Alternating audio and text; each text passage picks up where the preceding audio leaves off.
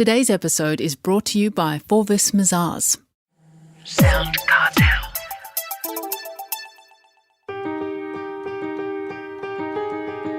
From SoundCartel, I'm Nicole Goodman, and this is Business Essentials Daily.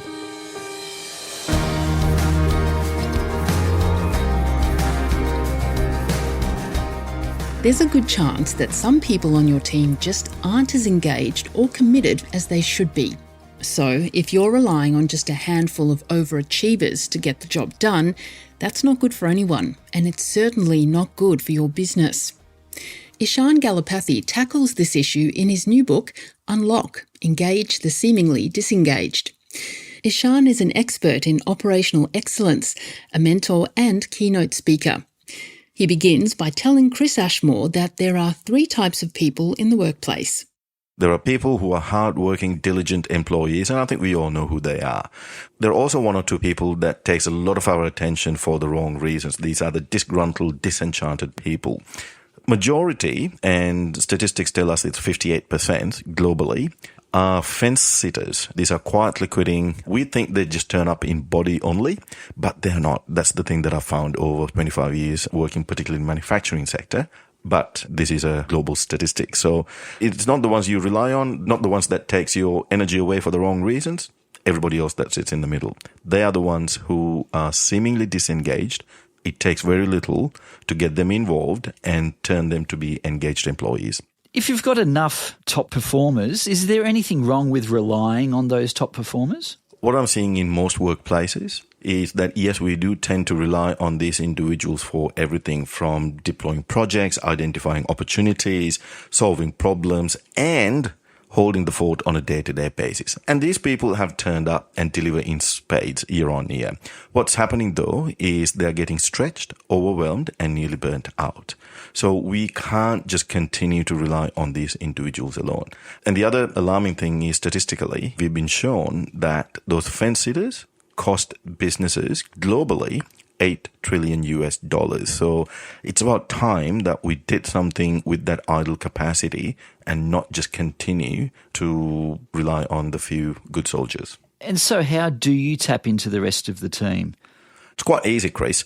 Most businesses will be familiar with solving problems or deploying initiatives. Now, most of these activities are led by the engaged few. My trick is to include some of the seemingly disengaged employees into these groups. Now, what happens is over a 2 to 3 month period, these employees get involved, and we want to basically allocate tasks so that they also are part of the team. They are not just sitting there idle. At the end, they can't not but get actually excited about the progress and the issues they've resolved. And if you continue this process over and over, every quarter, what you'll find is those fence-sitters actually get excited about the fact that they're doing something proactive to help the company. So they turn out to be engaged over long term. What you then got is more people to actually rely on, not just the few that you started with. Mm-hmm. Are you able to paint a picture? Are there any examples or stories of where a business has been able to unlock the potential of their staff? Yeah, absolutely. The story of Julian comes to mind, a company that I recently worked with, a large manufacturing business. Julian was a forklift driver who's been with the business since day dot. So over 15 years, diligently turning up in the yard, loading trucks, unloading trucks, rain, hail or shine, doing it in a safe manner. When we started with this company and I created a project team to unlock a bit of constrained capacity in one of the areas, and Julian was involved because he was key part of that whole process. As we went through the process of unlocking capacity and working through a structured problem-solving methodology, towards the end of the 2 months, I was having a cup of tea with Julian and I said, "Hey, Julian, what do you think of this process?" And his words were quite profound. He said, "Ishan, previously the company relied on the people in the offices to fix the problems, whether they are the engineers or the managers or the leaders. You know, we didn't get involved. But what you've shown is a way of getting involved so that we can actually solve our own problems." And what he said after that is the most profound part. He said, "I feel valued and I feel like I'm adding value." That team ended up unlocking 35% of capacity for that line. So for no further capital expenditure, everything they had, all they did was just fix some of the processes, worked with the operators and this cross-functional team, including the fence sitters, unlocked that capacity. At the end, Julian is now leading projects and fixing some of the other areas in that business. Forvis Mazars, audit, tax and advisory firm, is global to see the big picture and local to understand it. Move forward with Forvis Mazars. Visit forvismazars.com/au. That's FORVISMAZARS.com/au. When introducing change into the workplace, how do you get everybody on board?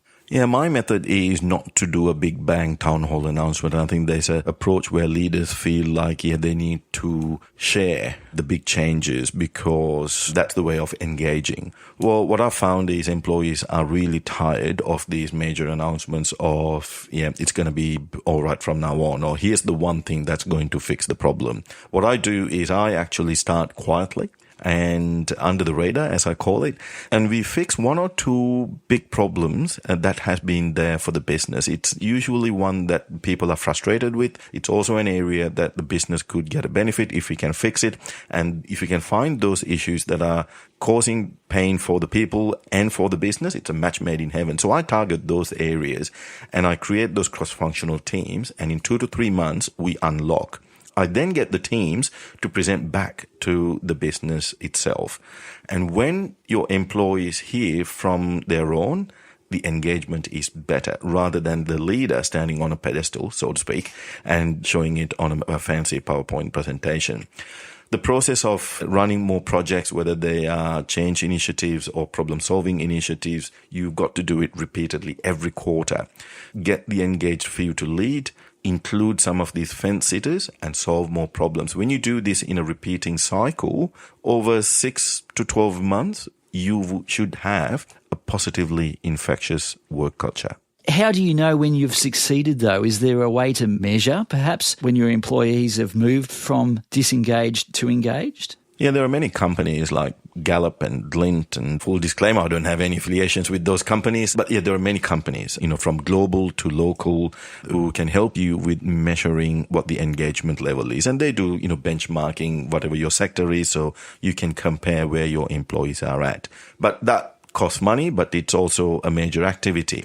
There are other companies who also measure things like absenteeism or the length of employment or just feedback. If you sit in the canteen during lunchtime or during morning tea time, I think you can gauge what the engagement is. And when you want to run projects, just check. Are you relying on the few individuals all the time? Or do you feel like the ship is turning and that wonderful things are happening, the business is more profitable and people are happier? So you should be able to do a pulse check kind of subjectively, but there are objective ways of measuring it as well. And before we go, Ishan, I understand you have an offer for listeners? Yeah, absolutely. Anyone who's interested in reading more about the Unlock methodology and understanding what the steps are, there's a free 24-page guide that I've offered for people to read and understand more. They can get it from unlockbook.com.au. That was Ishan Galapathy. To find an introductory overview to Ishan's book, Unlock, head to the show notes of this episode.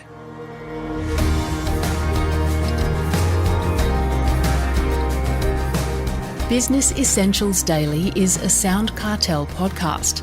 Producers are Nick Schildberger, Chris Ashmore, Jeff Waters and myself. Technical production by Pete Letts. I'm Nicole Goodman. Thanks for listening. We'll bring you more Be Daily next week. SoundCartel. This episode was brought to you by Forvis Mazars. To find out more, visit forvismazars.com/au. That's FORVISMAZARS.com/au.